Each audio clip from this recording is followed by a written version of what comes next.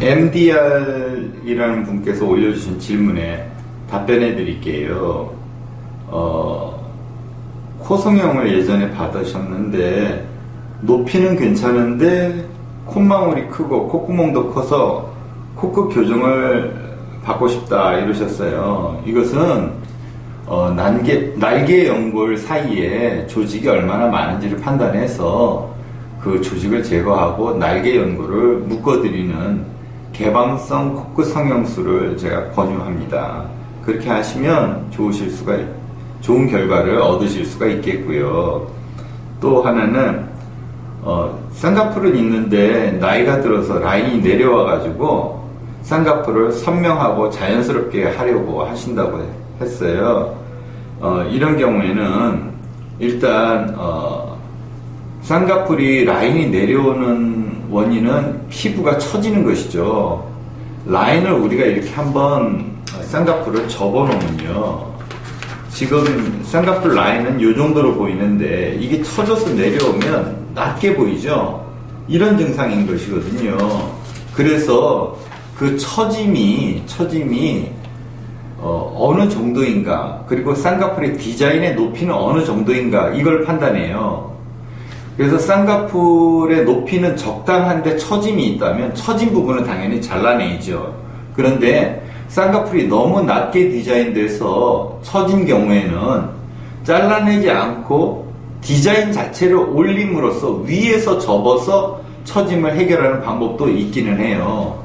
그것도 마찬가지입니다. 환자의 상태가 디자인이 적당한지 디자인이 너무 낮은지를 나누어서, 디자인이 너무 낮으면 디자인만 높여도 안 잘라내고 가능한지를 판단해서, 그러면 수술이 좀 쉬워지고요.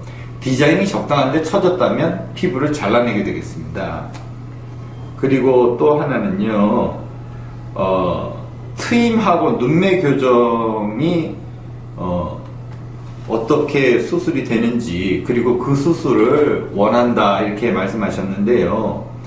트임을 하기 위해서는요, 일단 앞트임의 경우는 몽고주름이 있는지를 판단해야 돼요. 몽고주름이 없는 사람을 앞트임을 할 수도 없거니와 억지로 하게 된다면 환자분들이 가장 걱정하는 몰려 보이는 그런 결과와 또 흉터가 많이 노출되거든요. 그래서 몽고주름이 없는데 앞트임을 원하시는 분들은 저희들이 적극적으로 말려드려요. 하지 마세요, 이렇게. 그리고 눈매 교정도 마찬가지입니다. 눈매 교정은 그 이전에 뒷트임과 밑트임을 말씀드릴게요. 밑트임의 경우는요, 눈동자의 하방이 눈 밑에 라인과 겹쳐지는 정도를 보고 우리가 수술을 결정해요. 만약에 눈이 약간 이렇게 아래가 떠 있는 분들은요, 우리가 밑트임을 하지 않습니다.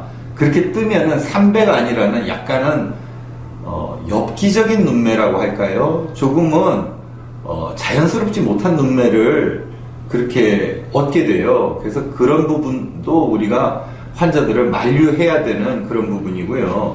뒷트임의 경우는요, 대부분의 경우에서는 원래 우리의 눈의 구조상 눈이 조금은 길어질 수 있어요. 하지만 그것도 그쪽 부위에 기존에 수술 받으신 경력이 있는지를 보고 그쪽 부분이 충분히 횡으로 확장이 될 수 있다고 판단했을 때 저희들이 수술을 권유해 드립니다. 왜냐하면 수술이라는 것은 우리가 부작용과 좋은 결과 사이에서 우리가 판단해 봤을 때 부작용은 작고 좋은 결과를 얻을 가능성이 높을 경우에는 수술을 권유하는 것이거든요. 만약에 부작용이 생길 가능성이 50%, 좋은 결과가 생길 가능성이 50%라면 저는 웬만해서는 환자분들한테 수술을 권유하지 않습니다. 왜냐하면 의사도 사람인지라 항상 좋은 결과만은 얻을 수 없어요. 그렇기 때문에 저부터 수술을 결정할 때 부작용을 피해가는 방법을 먼저 고려하게 되고 그것이 환자분들을 위하는 방법이라고 생각하고 있습니다. 눈매 교정도 마찬가지예요. 뜨는 힘이 괜찮으신 분들을 억지로 눈매 교정을 하면 눈을 너무 부릅뜨게 돼요. 눈을 부릅뜨게 되면 사람이 좀 자연스러운 그런 시선을 잃게 됩니다. 누가 나를 계속 부릅뜬다면, 나를 쳐다보고 부릅뜨고 있다면 우린 물어보죠. 왜 그러세요? 왜 저를 그렇게 쳐다보세요? 이렇게 물어보잖아요. 그런 눈매를 갖는 것은 바람직하지 않아요. 그래서 눈매 교정은 첫 번째로 눈 뜨는 근육의 힘이 약하고 부족한 것을 확인하고 진단해서 이분은 약간 더 잘 뜨게 하는 것이 훨씬 더 자연스러워. 왜냐하면 졸린 이미지. 제가 오늘은 설명드리겠습니다. 이러면 안 좋거든요. 그래서 자연스러운 그런 눈매를 가지시는 방향으로 저희들이 진단해서 적절한 수술 결정을 내려드립니다. 또 마지막은 또 필러를 물어보셨네요. 두 가지 더 있네요. 하나는 팔자주름과 울퉁불퉁한 이마도 교정받고자 하신다 그랬어요.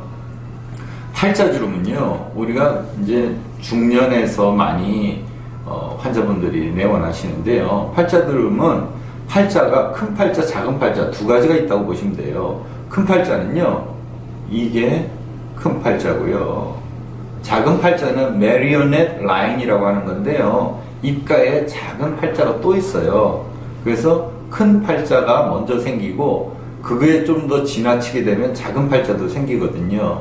그런데 이 부위는 보톡스, 톡신을 맞기가 어려워요. 왜 그러냐면 톡신이라는 것은 근육을 억제하기 때문에 입 주변의 근육을 억제시켜요. 그러면 말하는 게 불편해집니다. 이렇게 되든지 아니면 밥을 먹는데 국물을 자꾸 흘려요. 그래서 입 주변의 톡신은 저희들이 가능하면 놓지 않으려고 하고 입 가에 이렇게 쪼글쪼글한 주름의 경우에 톡신을 놓을 수는 있는데요. 그때도 아주 적정량을 놔서 입의 움직임에 큰 무리가 없도록 그렇게 시술 계획을 세워드립니다.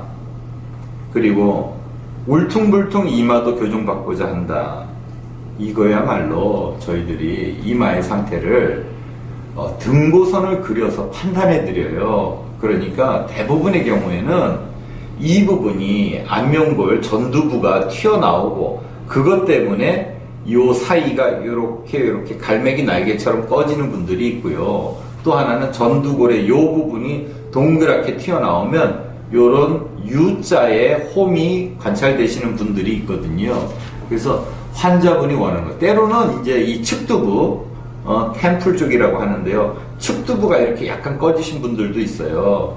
그래서 환자분들의 상태를 보고 이분은 어떻게 꺼졌는지를 판단해 드려요. 근데 판단은 제가 먼저 하지 않아요.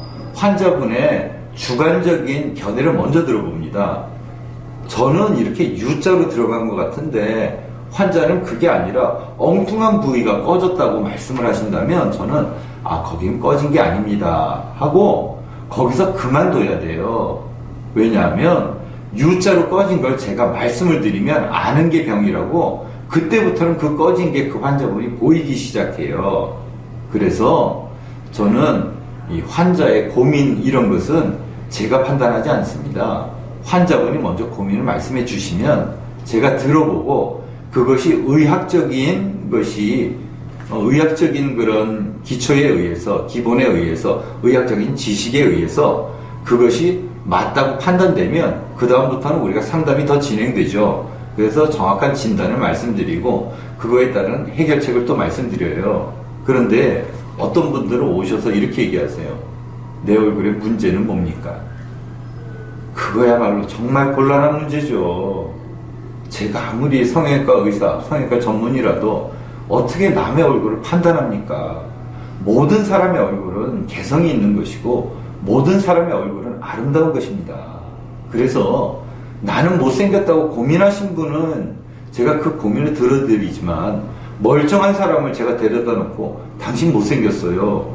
당신 참 이 부분이 참 문제가 많아요. 이렇게는 말씀드릴 수 없는 것이에요. 왜냐하면 그분한테 또 알지 못하는 새로운 걱정거리를 제가 끼쳐드릴 수는 없는 거 아니겠습니까? 그리고 마지막입니다. 출산 후 얼마 정도의 성형이 가능한지 그랬는데 우리가 출산 후에는 모유수유를 하게 되지 않습니까? 모유수유는 초유라고 해서 엄마의 모든 면역 성분이 아기한테 전달되는 그런 기간이에요. 최소한 6개월 정도는 초유를 수유하실 때는 저희들이 수술 받지 않으시도록 그렇게 권유해 드립니다.